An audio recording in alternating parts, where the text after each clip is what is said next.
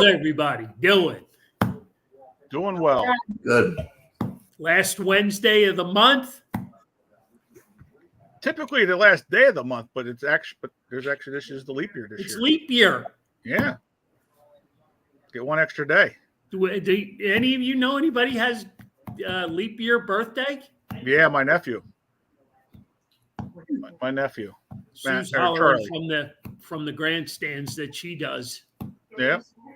Girl she used to work with. John, you have a nephew? Lauren, Anthony, anybody? Leap year birthday? I don't think so. I didn't even know that was a thing, but okay. So what didn't you know was a thing? A leap year birthday.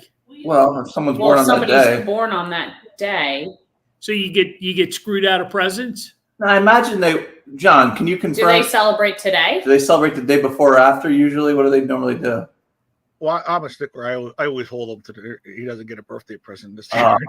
Well, this year he does because it's like being born on Christmas, having a Christmas birthday. Yeah, no, but yeah, typically they would do the day before or day after, depending on, when it would if it happened over the weekend type of thing or something like that. But yeah, typically the day before or after they would celebrate it. But well, happy leap year. Yep. Happy leap year. Hello, Joe Stinger. How we doing from sunny Florida? It's supposed to be 20 degrees tomorrow morning, Joe Stinger. Just giving you a heads up. Not down in Florida. Not down there. Everybody good? Everybody getting excited for baseball? There's a sick house down there. Uh-oh. I was wondering why we didn't see much photos for baseball. I don't like hearing that, Joe Stinger. I hope nothing serious. Nothing more than a cough and a cold.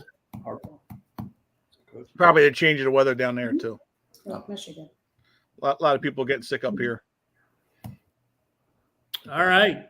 Yeah, all right. Good hey, we got some interesting things to do to discuss. And what time do we want to draw the winning baseballs? Do we want to set a time? 7:25. Ooh.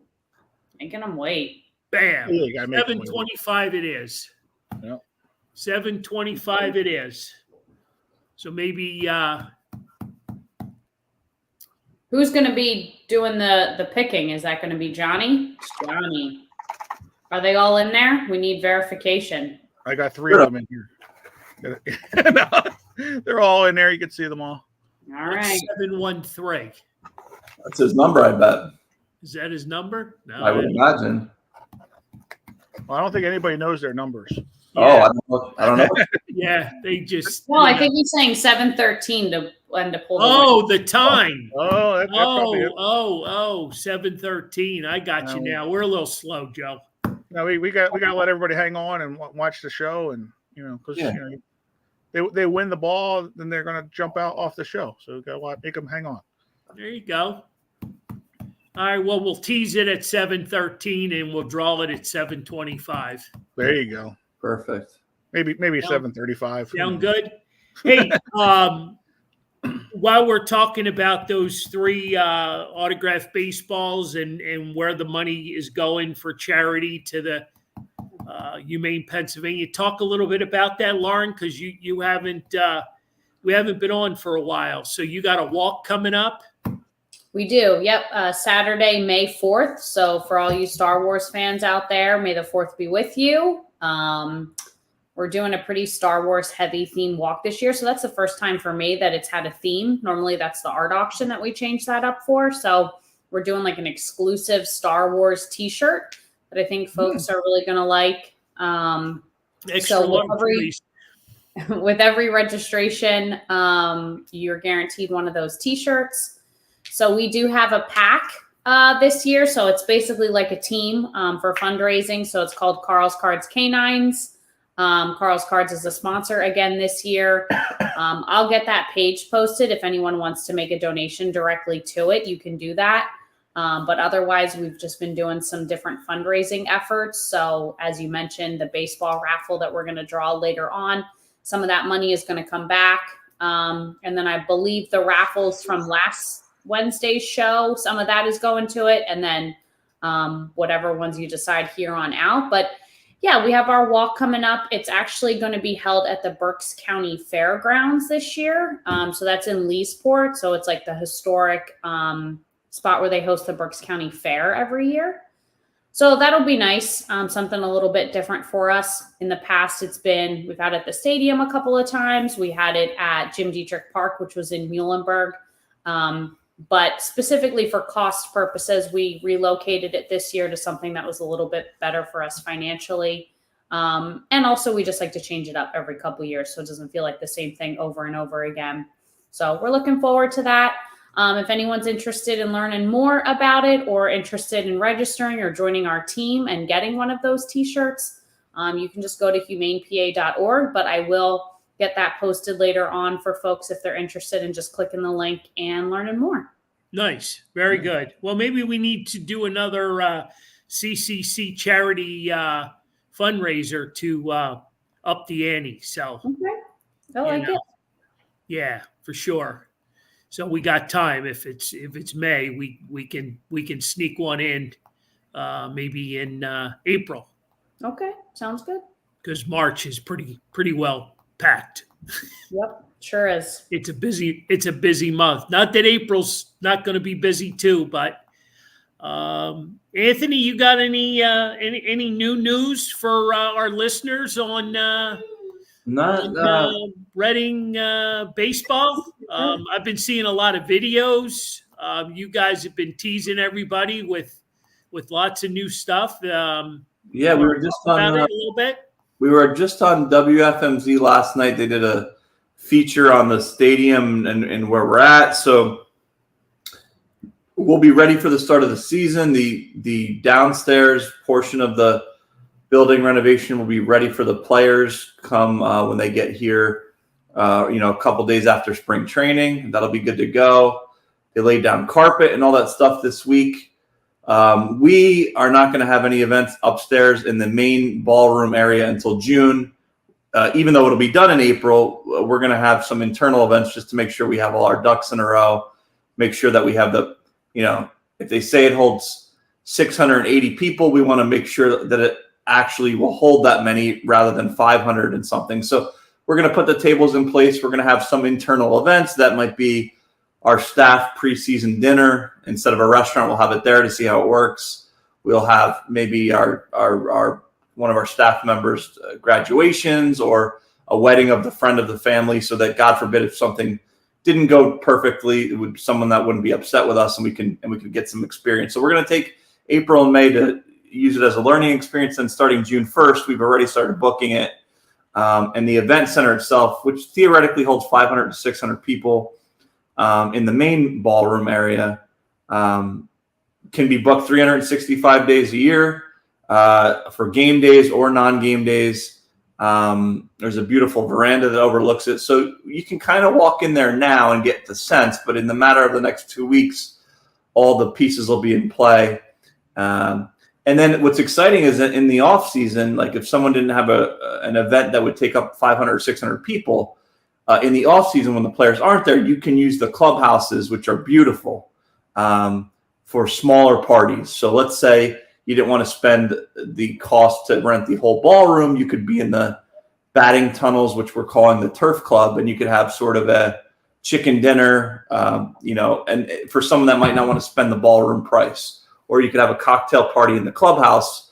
And since the lockers are all on wheels, you might keep one locker in there for photos and you wheel the other ones out so you have room. So it's really, really nice that the players will have their own chef now that the Phillies provide. I mean, so no more meals for us after the game?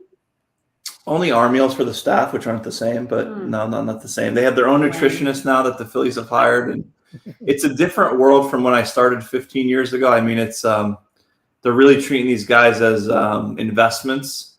So from Clearwater all the way on up to Lehigh Valley, they wanted just smaller versions of Philadelphia, but so that when the guys get to Philadelphia, they don't feel like it's an entirely different world. So they'll have, therapists and training and all the things that they would have in Philadelphia in Reading. So it's going to be really, really nice. It's sort of been explained to us as like, if you're a recruit trying to go to Alabama and they're trying to recruit you, that's what these lockers in this area will look like. So it'll definitely be the best facility for a AA operation. And the Phillies don't have to do that. That's not part of the requirements. The Phillies just said, okay, if the minimum requirements for Major League Baseball are X, we're going to like quadruple it so that, next time that we have to do something, we're already in compliance and we have a year-round space. So Nice. It's nice. For a game, you'll enter sort of like you normally would, and there'll be an area that you can enter. For a non-game day, there'll be like a little U-shaped drop-off so that you could drop off grandma or whatever for a wedding right off Route 61.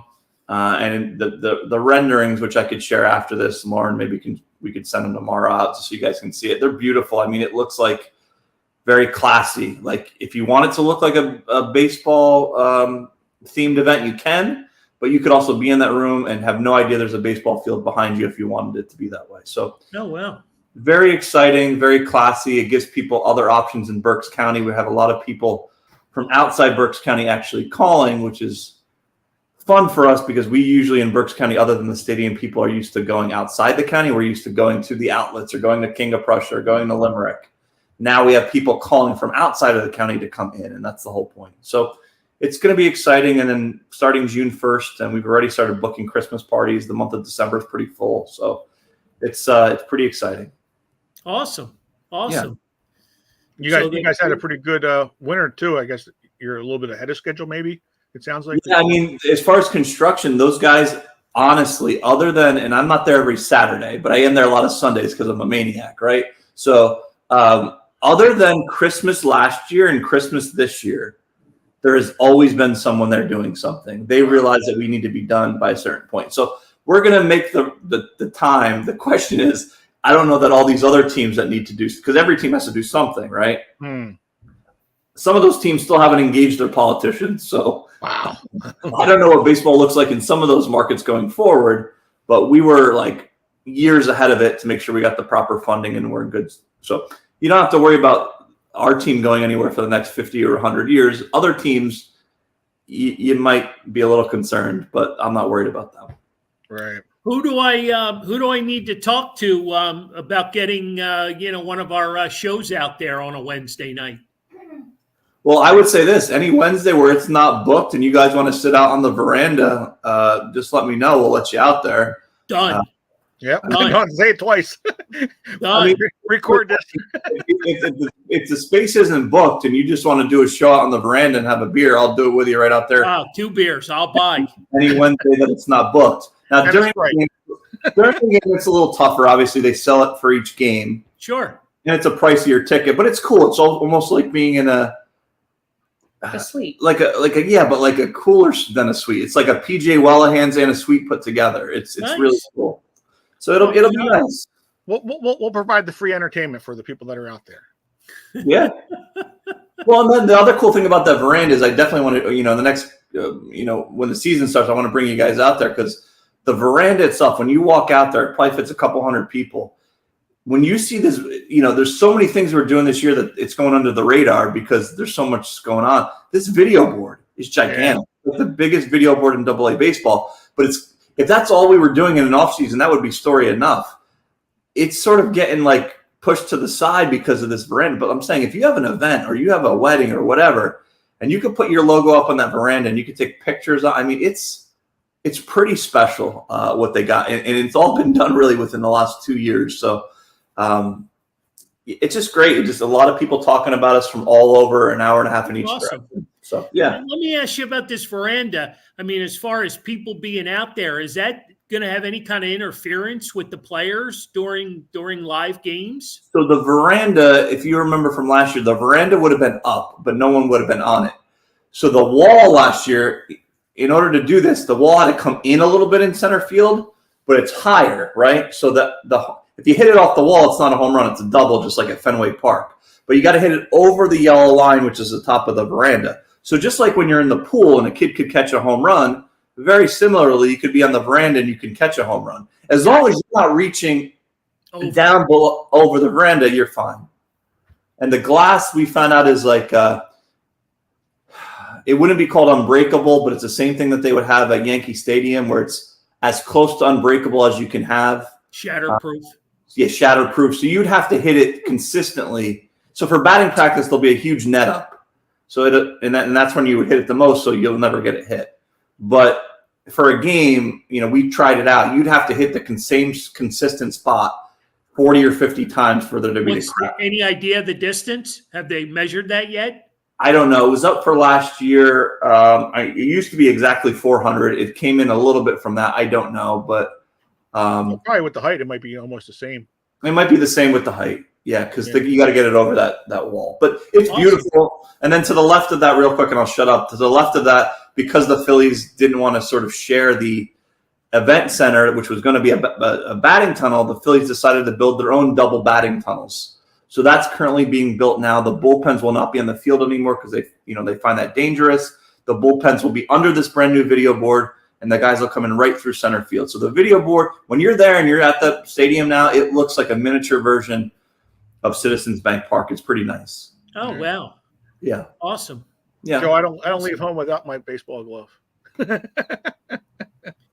So I know you don't want to, take up the whole show, but this is definitely some interesting conversation because there probably isn't another podcast that can talk about this. And I know there's, a lot of workers there, employees that work there year round, and they're baseball geeks, right? They're fans. How excited are they? To have this whole production, done in what, less than 2 years? Less than 2 years. It started up as something that might have been, let's say, $17-20 million, whatever it was, paid for us and the state and the Phillies and everyone. But the Phillies, I'll give it to them. They wanted to, not share that area, so they wanted to make their own batting tunnels. They wanted their own weight rooms. They wanted their own chefs. They paid for all that stuff. So it is now closer to a $40 million project, let's say. Didn't affect the taxpayers, didn't affect the cost of your ticket, didn't affect any of that. So the Phillies really did it right. The people that are there, us as baseball, the 25 of us full-timers are jacked up, not only because it's beautiful and we finally have an indoor space after all these, every team has an indoor space. We finally have an indoor space. But what we're more excited about is just the fact that when you're there, it just seems like a legitimate ballpark. Not that it didn't before, but it's just something different. And so even when you're talking to the workers, or like Ducky, who people know, Ducky, who comes to the stadium, he's almost 90 years old. Ducky did a tour of the building, and there were like tears in his eyes because it's something that he would have never perceived when he used to have a little outdoor fence back in the day. It's come a long way in the last year, and our owners and the teams have been very fortunate to give back to. A lot of teams let their stadium go in disrepair and have the city fix it. Our owner, Craig Stein, he's an amazing person, and he just constantly reinvests in it. So nice. We're excited about it. That's awesome. That's awesome. Yeah. When does the season start? April 9th. So 41 days it starts. We start April 9th and we run through September 8th. And then we just put out the promotional schedule the other day. We're still tweaking a little things here or there, but I think there's like 5 or 6 bobbles. I think 6. Yeah, John and I were just talking about this the other day. And we try to be fair. So half of them are for adults, half of them are for kids. The adults will complain, but, it's not fair that kids don't get them either. So there's half for each. Okay. And there's a lot of guys that are recent guys, which are cool. So the Kirkerings, the Rojas, or a lot of those guys got the chance to get a bobble, which in the past, it's traditionally been the Hamels of the world. So we wanted to give those guys a chance because they deserve it. And it's just a great promotional schedule, a great year. It's a great year. It's going to be a great year. Yeah, a lot of good stuff. Awesome. Awesome. Very good. All right. Well, we'll stay on top of this because this is good stuff, and being able to have you bring it to us is even more exciting. And I guess Lauren, are you double dipping? You working again in the stadium this year? Always, yeah. So I'll be back in the store this year. And then I'll also be there because Humane Pennsylvania is back as a sponsor. So we'll be there for our Bark in the Park games and for Fiesta Friday. And then Carl's Cards will be back as well for Fiesta Friday. Awesome. Nice. Awesome. So, good stuff. Baseball is back. It's in the air. We had the Phillies with a Clearwater game today, and from all accounts, I think it was another sellout down there in Clearwater. It looked like it. It looked like another beautiful day too. Yeah. So, yeah, I guess the buzz is back. I guess everybody's kind of put the October syndrome behind us. What was that? Yeah, right. Right. We're looking for the positives. Yep. It was they're playing well right now. I mean, it's What are we? 4 games in? 4 or 5. 5. 5 games in? Yeah, we got a couple ties, a couple wins, and then I think the one loss. Right at the moment, closing out the games is what seems to be the. Well, I guess traditionally, and you guys can jump in whenever you want. I think the hitters are always ahead of the pitchers early on in spring training, so I guess that's only natural. That and you're still playing all the young guys too. That the guys that are closing out the games right now aren't guys that are going to be closing out games for the regular season. So, it's not a. Like I always say, you don't look at the results. You look at how the guys actually perform. Sure. And a lot of those hitters, especially the younger guys, were in different Dominican leagues, this and that. The pitchers probably haven't gotten to their stride just yet. Those other guys have been hitting all winter long. Right. Yeah. Hey, one last Reading note. I guess it was made public that a good friend of ours, Brock Stassi, is going to be back in Reading this year. And going to be the hitting coach? He's the hitting coach. Adam Briscoe has called me about 3,000 times because that's probably his favorite player of all time, mostly because, he gives him any attention. Yeah, Brock's a nice guy and he gives him attention. So he's already talking about Brock at his birthday party and a lot of things. But he is jacked up for Brock Stassi. Now, as a staff, we're also very excited for Brock Stassi too, because Brock Stassi – on our end is like a Mike Spadali or Mike Costanzo or one of those guys that everyone got along with, and he would say hello to people. He wasn't standoffish. He understood what it was about. So nice. I think it's great to have him, and I think his dreams of being a coach. I mean, it's great to start in Reading because you'll make a lot of connections and go from there. Speaking of Mike Costanzo, I don't think I had a chance to tell my dad about that. So I don't know. It's not official, just a sec, but it is. I mean, it's official. So right. Mike Costanzo has a wine called Briganti Wines. And usually sometimes, depending on what the wine is, we're a little hesitant because we want to make sure it's, a good quality wine for the people that are drinking it. And some wines aren't that great. So Mike's wine is actually, when we met with him last week, Mike's wine is actually very good. It's from his family farm in Italy. So they've owned the orchard sort of area for many years, the vineyard. And so he's sort of taking control of that. He's already doing a bunch of stuff at the Phillies and their suites, but he's going to do some advertising with us and have his wine available at the ballpark. I think it's going to be great for events and weddings and stuff. It's also a very good wine. Like there's not that aftertaste that some wines have. So yeah, I mean, it's great. I mean, to be able to. All right. So we have, again, there's not many podcasts that can have a wine connoisseur. So, yeah.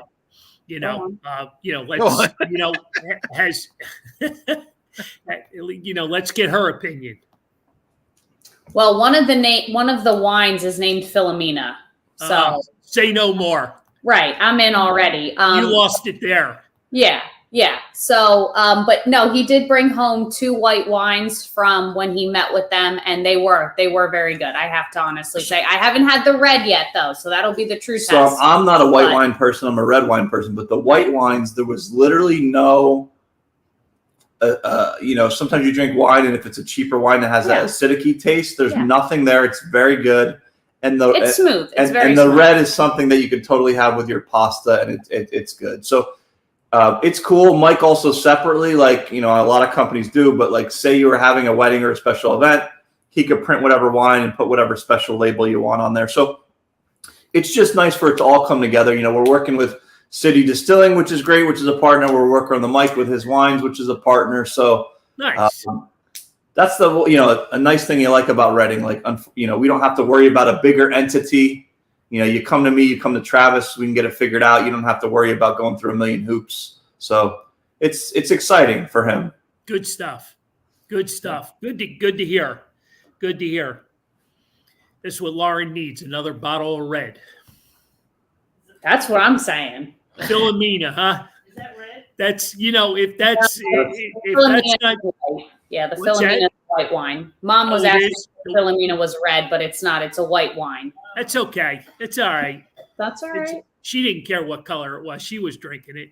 That's Well, right. I think as the year goes on, not 100%, but it sounds like Mike can get some of those kegged wines, which is good because they last longer and they're on tap. So that's good for a post-game concert. You don't have to, if you don't like beer, let's say, you can have that. How do I get a keg of wine? You can make it happen. We can make it happen. Sweet. Get a We can make it kegerator in the happen. house. Yeah. Yeah. I could just see me asking you, John, to install a wine kegerator in the house. John, put up this TV, and when you're done, I want this kegerator installed. Right next to it, please. So I don't have to get up. Priorities. I've done it before. Priorities. All right, so we're still talking baseball, which is it's this time of year, and we're as a family we're about a week away. So this time next Wednesday, I'll have the car loaded and I'll be ready to head south myself. So truly looking forward to it. Shawnee and I are meeting Saturday night. Imagine you got to meet the week before to go over the itinerary and knock out all the places we're going and all the things we're doing. And so we're going to, if anybody wants to join us, we'll be at Buffalo Wild Wings Saturday night. So Nice. come on out and you can help us plan our trip. So Why don't you guys just make it simple and just do it Wednesday night at Hanrahan's when we have Mark Howell there? well, we're Or is that the pre-ceremony? that's pregame. Yeah. Okay, That's pregame. Meeting. That's pregame. that's just setting it up, and then you got to fine tune it on Saturday. Yeah, absolutely. Hey, just before we stop talking about baseball, because I know we might do that soon, and we talked about the Phillies a little bit, but can we really quickly just talk about these jerseys? Can we for a minute? Man, you are obsessed with these jerseys are the worst jerseys I've seen in my life. If you look at the side-by-side of the Seattle Mariners jerseys last year and the Seattle Mariners, okay, and even if you say the jerseys are okay, I could deal with it. If you look at the pants, did they never have a player or an employee put on the jersey and tuck it in the pants? You can see full see-through pants. I mean, this is Nike and Fanatics. These are supposed to be the best companies in the world for this. Instead of just taking the money, let's hopefully now the Major League Baseball has said the players, there's reasoning for it, blah, blah, blah, blah, blah, blah, blah. But all I'll say is, like, at least initially, and we'll find out when the players get into them through the season, but initially I feel like I could see a jersey through a pant. I feel like it doesn't look as crisp. Derek Hall's a big guy, right? But his back, you could barely see the word Hall because it's so little. Like, I know they know what they're doing. So Fix it. nobody brought this to the attention of the players, executives to approve this? I think, they just thought that it's better material. They said it's better wicking material. I get all that stuff. I don't care about that. That's fine. But I'm hoping that they can make an adjustment of the size of the names at least, because they look a little small. Like the nameplate? The nameplate looks really tiny. Well, there really is no nameplate because they're just letters on the back. Then you got to make them bigger because they look small. Because Derek Hall's a big boy, and I can barely see Hall on his back. And separately from that, I don't want to see the jersey through the pant. I get it; it's a thinner material, but it just doesn't look right. Now maybe it'll grow on me as the year goes on. And maybe they know more than I do. It just initially, from the outside, they don't look as great as they did before, but hopefully I'm wrong. I don't know. No, well, you're complaining about what everybody else is complaining about. I mean, I think it's, public perception that, that no one seems to like them. No one. Well, maybe as the year goes on. Does anybody really care what Fanatics thinks or does? Well, just it's a little if the players by the end of the year say, you know what, they were actually good jerseys. We're not talking about looks. We're saying how they played in them. If they liked it, that's fine. That's great. That gives you a starting point. But aesthetically, make the names bigger at least. And I don't want to see the guy's jersey through the pants. It just doesn't look right. Yeah, well, a lot of the guys wear shorts underneath anyway. But I'm saying, say you had bright boxers on right that day. You're not supposed to see them through the pants, and I'm sure you can. If you can see a white jersey, you can see some red boxers. Yeah, I don't. Yeah, I don't know that they're going discoing during the game. So, Oh, Well, we might get blown away here in a minute. So, just as a heads up, I don't know what is going on outside. I got some heavy Berks County rain. I don't know. Really bad rain. It sounds like the house is maybe going to take off. So, no, don't. You got a lot of money invested in renovations and new this and new that. No, don't say that. I'm aware.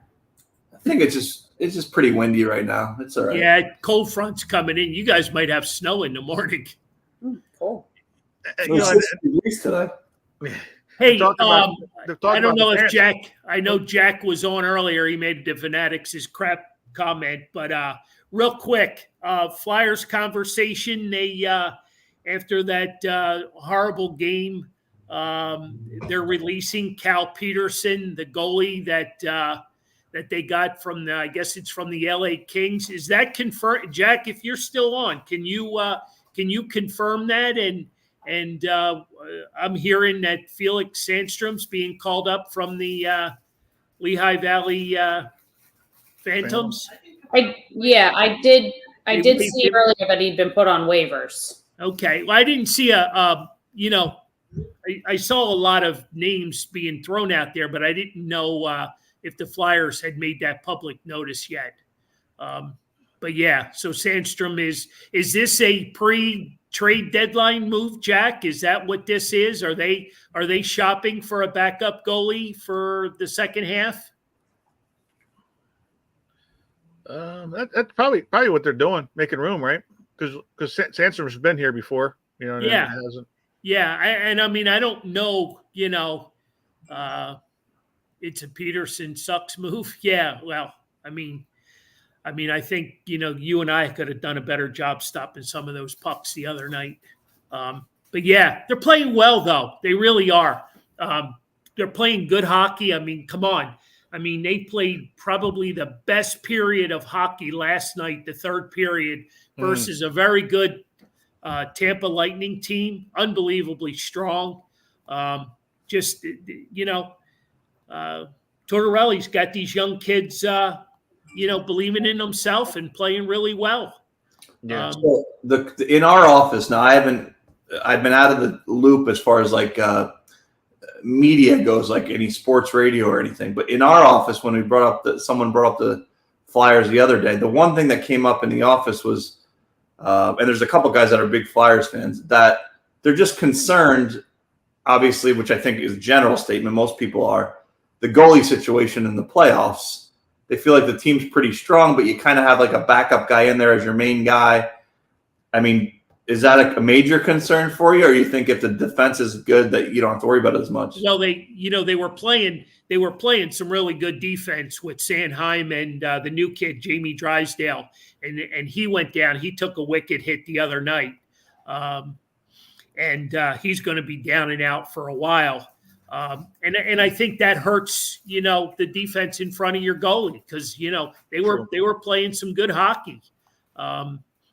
Drysdale moved right into the number one spot with Sanheim, and they were playing good hockey. And under the conditions, Sam Urson, got thrown into. I thought he was playing well. I really did. He's played some really solid minutes, and he looked really sharp again last night. Even with, did you guys catch the lightning strike there? I guess they lost one of their generators down at the Wells Fargo Center, and they were playing in half darkness for a while. Mm-hmm. So that was quite interesting. But all things considered, they've got a couple of nasty injuries right now. Hopefully, Konechny can get back relatively quickly, and he does. He gives them a chance to win. He's playing well. So is he not a concern for you? Like, you think, like, if they were to go deeper in the playoffs than people thought, you think he's a concern, or what's your biggest concern? You know what? I don't really have any right now because I'm enjoying the run. I'm enjoying the fact that they're playing well. No one expected this. They just thought this was, a rebuilding year, a retooling year. And they were just going to, just go at it and see where it takes them. And they got a lot of young players that are coming. I'm curious to see what they do. When's the deadline? Next Friday? The 8th, which is about a week. Friday. The deadline's next Friday, and there's 3 or 4 guys that they could potentially move. I'm a huge Scott Lawton fan, so I hate to see him leave. I think, he should be a Flyer for life. I just think he's done so much for the team. A couple of the other guys, Sealer, they just re-signed, and I guess Walker's the other guy that, they're solid 4th line players, and those are gritty players that you don't know how valuable they are until they're gone, right? Does that make sense? Yeah. Do you think they'll make a move, or do you think they'll stay put? No, I think they'll make a move because I really honestly think they want to get a backup goalie in here. Because you don't know when the kid from Russia is going to come over, and then how NHL ready is he going to be? And if Erson's going to be your guy, you got to have a backup that's going to give you a shot. I don't move any of them either, Jack. Playoff experience is more valuable than a draft pick. I agree with you 1,000%. Yep. So I think they're looking good. A lot better than our Sixers, that's for damn sure. Yeah. Well, last night we had nights like last night are frustrating a little bit because we don't have a fancy TV setup or anything. So we got to kind of pick one or the other, right? So you watch the Sixers for a bit, and they're just, what are they, 4-7 in their last few games? They're not like crisp. If I had to pick in general one over the other, I normally pick the Sixers to watch. But last night was also a night where it's like we both asked each other, should we watch the Sixers or can we watch something else? And I don't think at that point we were really in the mood to watch the Sixers. That wouldn't have been the case in years past. We would have watched the entire Sixers game from start to finish. So I don't think we're alone in that fact. I think the Sixers, just like 2 weeks ago when we talked, the Sixers are very much trying to figure it out mode. And I think the Sixers got to figure it out pretty quick, unless their playoff hopes are going to be derailed or not very deep into the playoffs. Well, you're more the basketball guru than I am. They're living and dying by the 3-pointer. Yeah, you got to drive to the hoop a little more. Use Paul Reed to do some of that stuff. I just don't feel like their identity just doesn't feel like it. In years past, it's the Tyrese Maxey show right now, which it has to be. But these other guys are still so new. I don't feel like, there's always a guy like you can relate to this guy, relate to that guy. It just seems like a bunch of dudes that I don't know. I don't want to say they don't seem like Sixers, but it's so new that they don't feel like there's an identity right now. John, you're the analytic guy. What are you, what are you thinking? It's funny because we talk about, moving on from, potentially moving on from Embiid or at different times. And then now you see the team without him, and, you see what value he does have to the team when he is playing well. It's just a different team. And it's like Anthony said, you got a lot of guys that are not playing together, for much that long. With the trade deadlines that they made. Some of these guys haven't been here 2 weeks, right? You know what I mean. So they're being thrown in, right? Exactly, and three of them to be exact. Yeah. Well, people don't understand is there's a system. Like we think of basketball as non-basketball players, like throw them in there, they'll figure it out. Well, it's an entirely different system from where they came from. So they just can't just figure it out. You got to learn the plays. You got to learn the guys. It's not overnight. Yeah, no, exactly. Where guys like their balls. You know what's crazy to think about, right? When they played Cleveland, Friday night. Yeah, I believe it was Friday night they played the Cavaliers, and they looked like a totally different game. Like a different team. They just. I just don't. I don't know. I don't understand. I guess living and dying by this 3-pointer. I love Paul Reed. He's a good young player, but I don't know that he's ready to be thrown into this fire. Lauren, what are your thoughts? I think it all has to do with when you traded a bunch of those guys away. And, there was somebody on your page, Dad, that told me it was a bunch of dead weight they were getting rid of. Well, that dead weight was important because now you have no one. You have no one coming off the bench. You have no one backing these guys up. You have no one that knows the system. You frankly cleared house as far as your bench was concerned. And now you have all these new guys I've never even heard of before that are out there, and they don't know what they're doing. And what was seen as, getting rid of dead weight has now come back to bite you in the ass because you have nobody out there that knows what the hell they're doing. So it rests on the shoulders of Tyrese Maxey, which I don't think is fair, theoretically. It's a because lot to ask of him. He's young. Sure. And, I think he does the absolute best that he can physically. I think he gives you 110% every single night. Tobias Harris really never shows up for the team, shows up for his contract, shows up for what he should be doing. But the problem is, those are your two guys. And then you just have a bunch of what I like to call just these random guys that I don't know. I know a few of them, but the guys they traded and so quickly just got rid of, what was the plan? And that's what I asked from day one when this trade happened. What was the plan for those guys? Because there was no one in the G League that you were bringing up from the Blue Coats. So you bring these other guys over. I hear all about Kyle Lowry and how great he's going to be. And he's back home in Philadelphia. He's going to be a great addition to the team. Old. The first game he plays, he gets whacked in the head and has to go and get stitches. And where's he been since? Yeah. And these other guys that we got in return, I heard about this guy being a great 3-point shooter and this guy doing this and this guy doing that. Yeah, maybe it takes time to learn the system. I don't know. But they haven't really done anything. So if the plan all along was to take 3 steps forward, to take 6 steps ahead, or I'm sorry, to take 3 steps back and 6 steps ahead, then okay.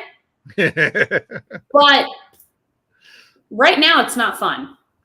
Well, do you think that was our 7-13 warning, by the way? Yes, it was. Do you think it was a kind of like a look ahead of what to expect from Embiid, maybe not coming back this year, and because they got rid of the guys that they got rid of were on expiring contracts, so like they got something for them, and maybe they realized the season's not going to go the way we want because Embiid's not coming John, back. explain this one to me. Expiring contract, Jaden Springer. That's the one. One draft pick. You trade him to the Boston Celtics for a 2nd-round pick. That was the one that's not. That's a probably going to end up being a mistake for them. Patrick Beverly, who was giving you valuable minutes off the bench and playing, with the heart of a lion, being in Philadelphia and being, a hardcore player, and you trade him to the Milwaukee Bucks. You just helped out two of the teams that you're chasing, and right. I don't see it as anything more than they're tanking this year. Well, we're back to I'm not even going to call it a process because I think they're tanking, and what are they going to have? 2-3 players under contract at the end of the year. That's all they got, yeah. But so when they say, these guys are on expiring contracts, why does that matter so much?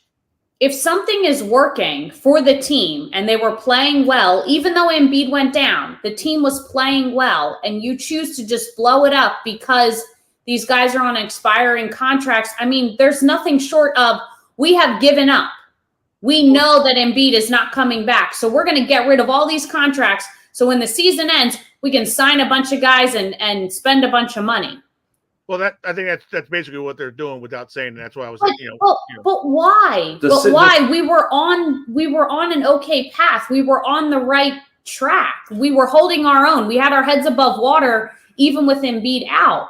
Right. The Sixers are by far the most frustrating team in Philadelphia. You see the Flyers, and then they're starting to turn things around. The Phillies are right there, right?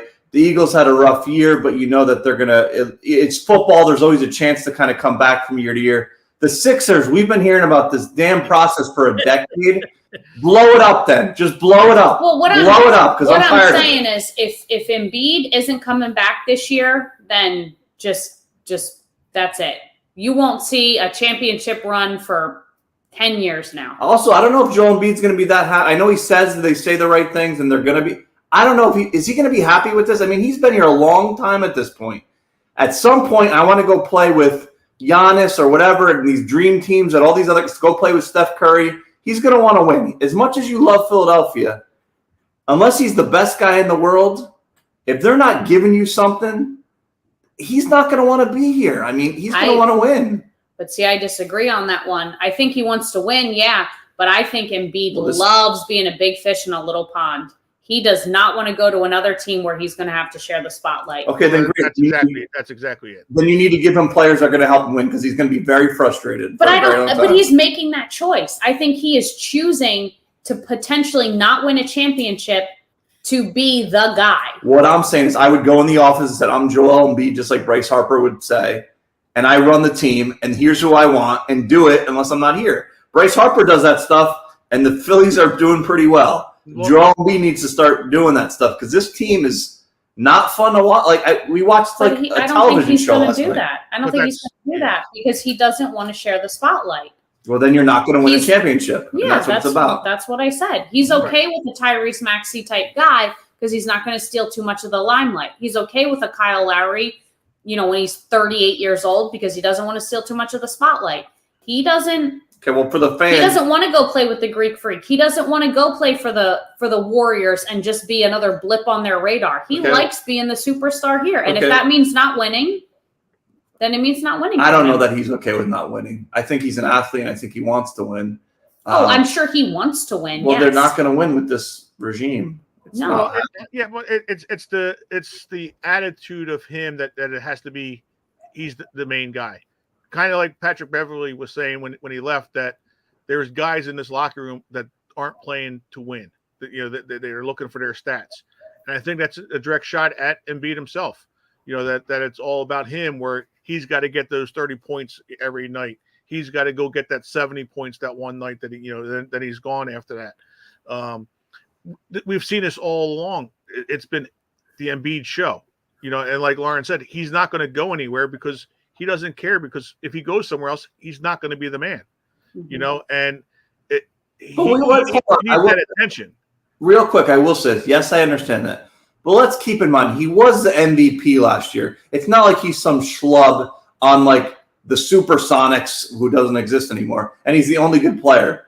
He's a very good player. I'm sure he wants to win. Yes, he probably wants to have the limelight. I get that. He's very eccentric and out there.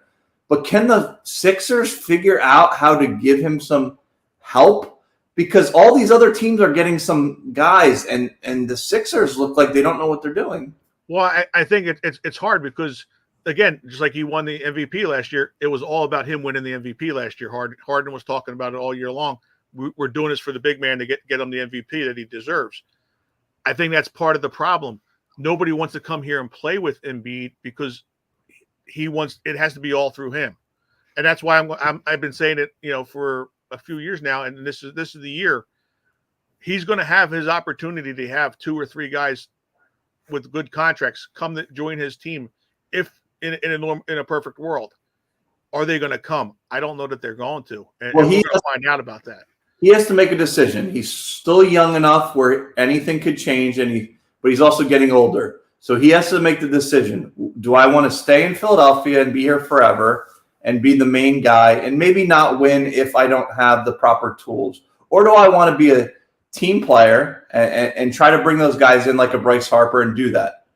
The other option is he might get tired of it, and I don't know him, so maybe he does want to leave and win something towards the end. He's not getting any younger, and he's prone to the Sixers ain't getting any better. And he's prone to injury as a big man. So over the next year or so, he's going to have to make some decisions what he wants to do and what he wants to. And he might be a Philadelphia 76er for life.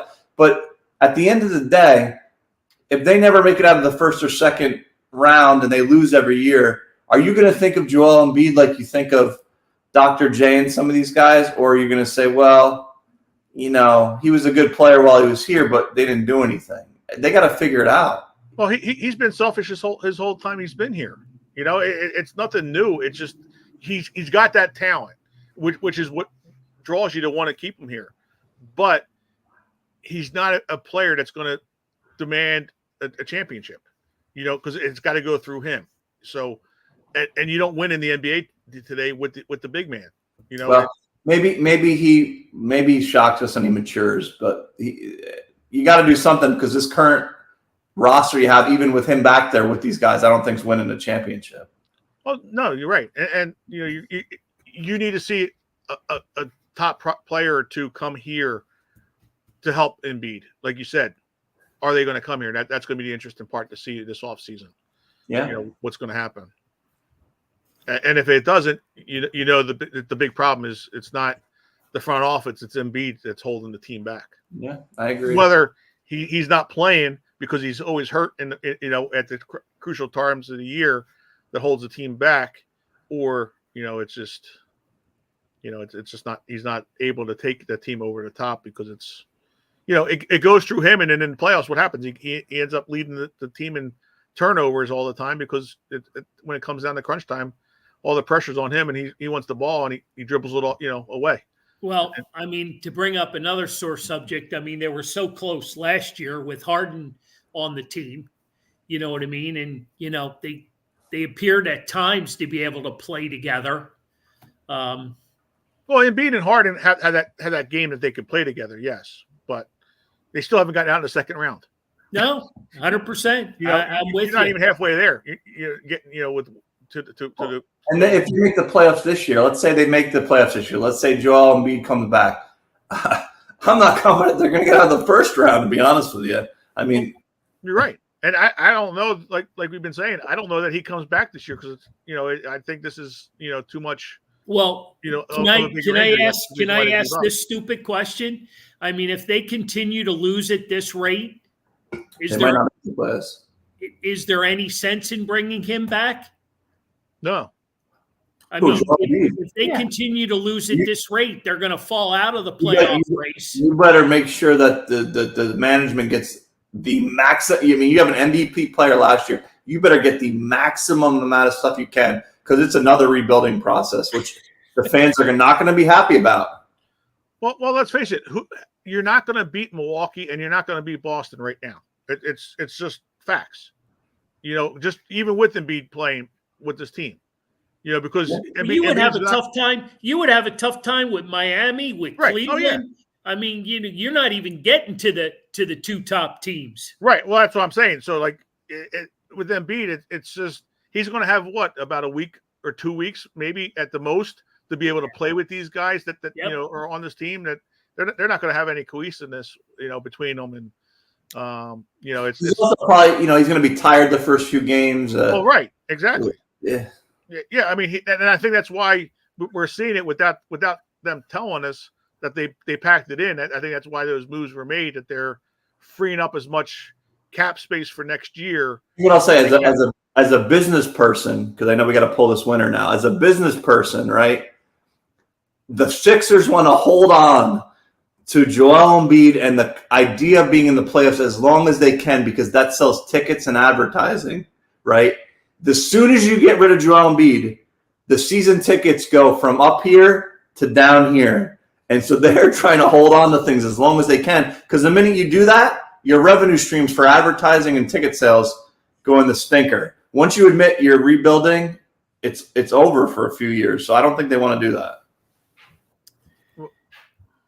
Well, what if they do trade them and they get a player or two that they're able to do, and with the money that they're going to free up, be able to create a better team, and it doesn't have the big man, and he's a big, like you said, commodity for advertising and all that kind of stuff. But I'm all for that if they do that, but they better make sure if they do that, they get the right players. Right. Not a second round pick here, not a this right, round here. 2 or 3 current players, and then like a top round pick. That's what you need. Right. Yeah. Oh, and plus the flexibility to open up to go out and get, whoever, type of player to, in free agency, which, it's some of the guys are, getting swallowed up by teams already from free agency. My Flyers are looking pretty good, aren't they? They are. They are. Yes, they are. Who would have thought that a year or so ago, right? The Sixers stink and the Flyers are good. What's going on? None of us. There isn't a one of us here. None of us. No? None of us.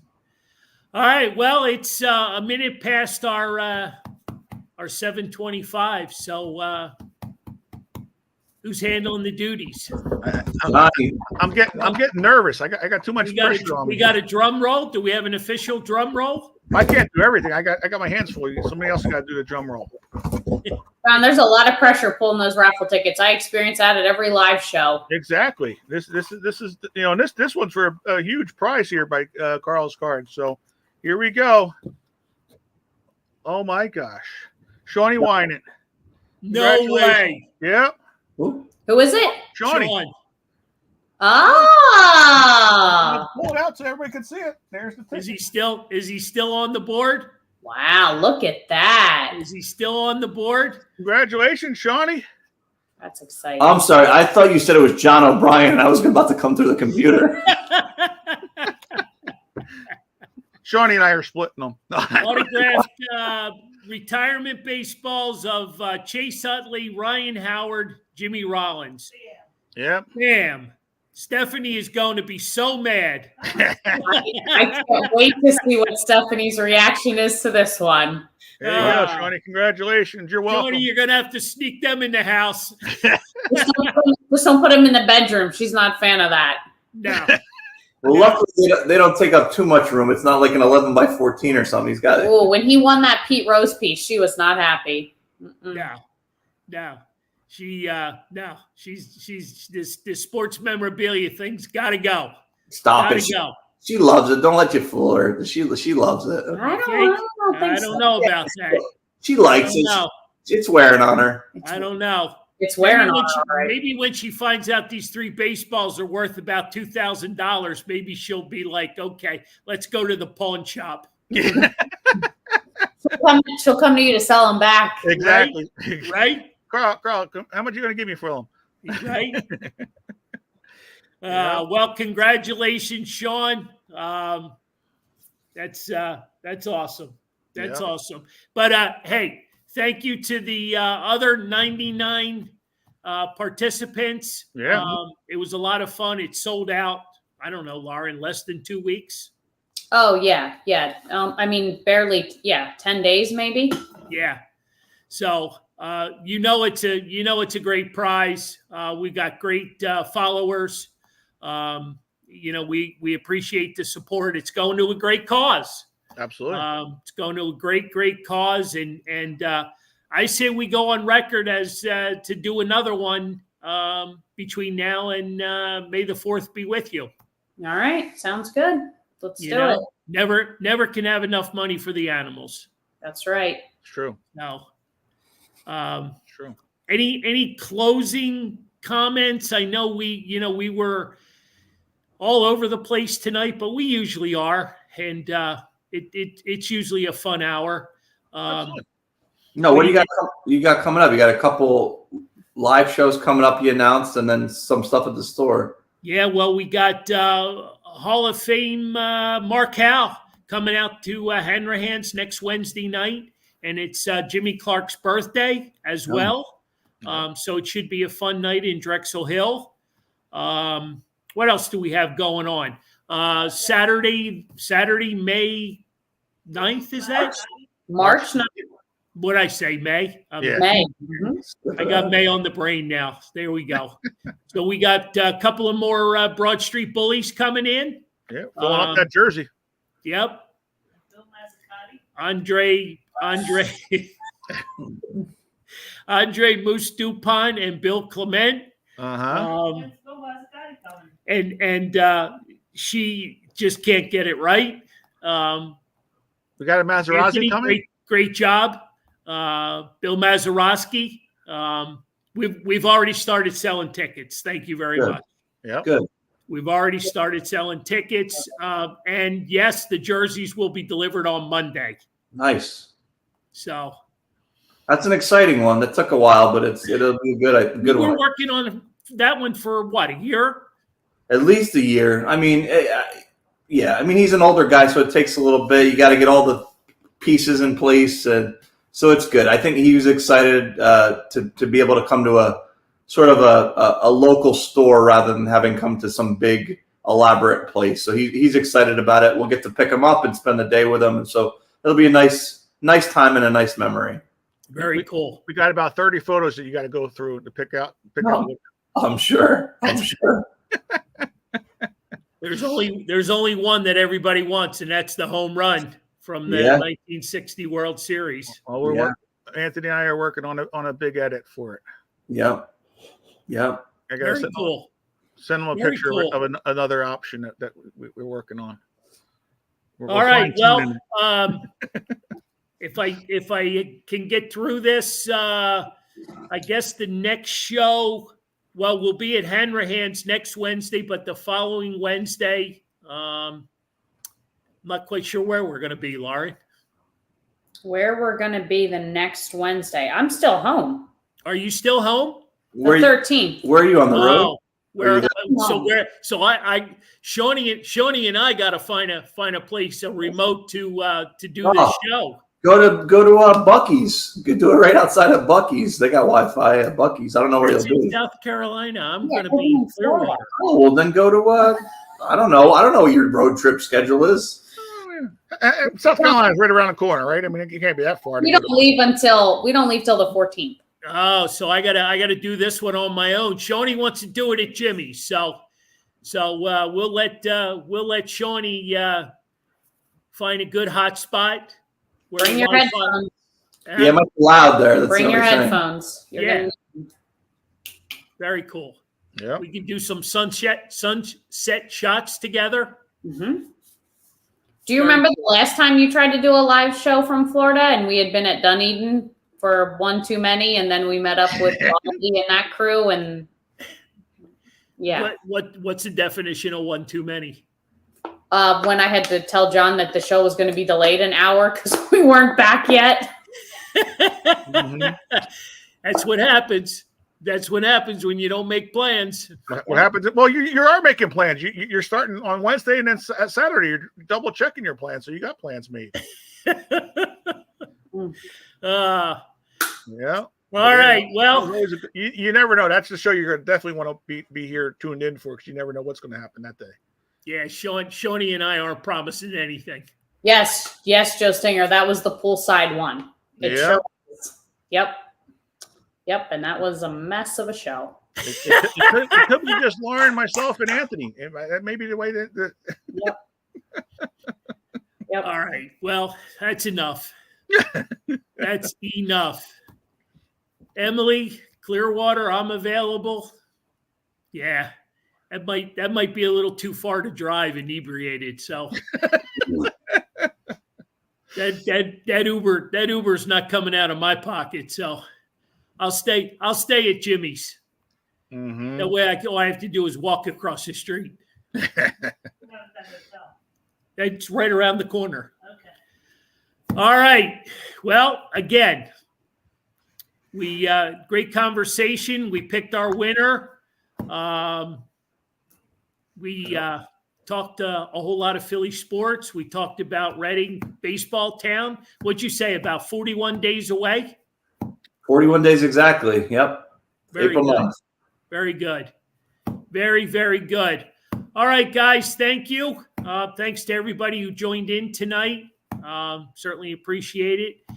And if you're close by next Wednesday, Delco's the spot. Hall of Famer Mark Howe Absolutely. is our guest. So, Joey, I will see you on St. Patrick's Day. Absolutely, buddy. And talking about St. Patty's Day, that's when March Madness will be starting for us. So That's right. because we won't be able to talk too much about it tomorrow, next week's show, and we'll be getting ready for March Madness for NCAA tournament brackets for this fan's view. John, you send all that stuff out, or how does that work again? I forget real quick. Yeah, it will be because it'll all go right on a link on our Facebook page that people can go on and then just fill out the brackets. I'll give them the login and the password to go into our exclusive podcast bracket, and they can join in, and it's free and have fun with it. There you go. Cool. Yep. All right. Have a great rest of your Wednesday night, and hopefully we'll see everybody next Wednesday. Sounds good. Take care. That's it.